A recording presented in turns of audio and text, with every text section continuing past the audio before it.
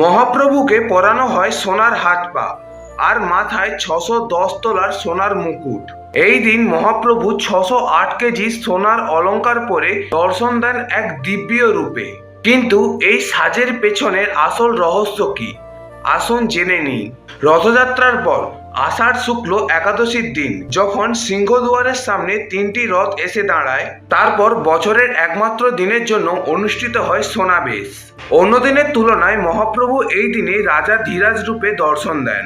এই দিন প্রভুকে পরানো হয় সোনার হাত পা, মাথায় শ্রীচিতা, যা প্রভু তৃতীয় নয়ন বলা হয়। এরপর সেবকরা নিয়ে আসেন 610 তোলার প্রভুর সোনার মুকুট।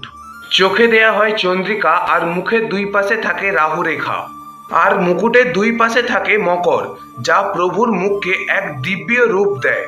কোমরে পরানো হয় অরিয়ানি এবং ডান হাতে দেয়া হয় সোনার তৈরি সুদর্শন চক্র, আর বাম হাতে দেয়া হয় রূপার শঙ্খ।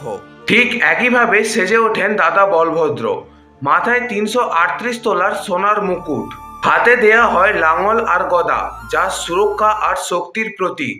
মাতা সুভদ্রা মাথায় পরেন 274 তোলার সোনার মুকুট। কোনো অস্ত্র ছাড়াই মাতা সুভদ্রা সেজে ওঠেন করুণার প্রতীক। কিন্তু প্রশ্ন এটাই, প্রভু জগন্নাথ দেব, দাদা বলভদ্র আর মা সুভদ্রা দেবীকে কেন এই রূপে সাজানো হয়, আর কেনই বা ওনাদের শরীরকে এই দিনে সম্পন্ন করা হয়?